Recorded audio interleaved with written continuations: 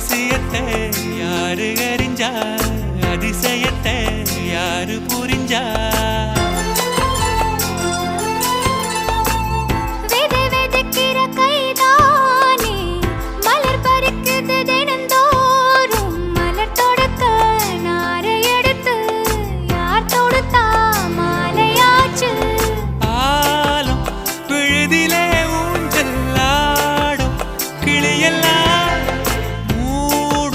சரகில மெல்ல பேசும் கதையெல்லாம் தாலாட்டி கேட்டிடாமலே தாயின் மடிய தேடி ஓடும் மலநதி போல.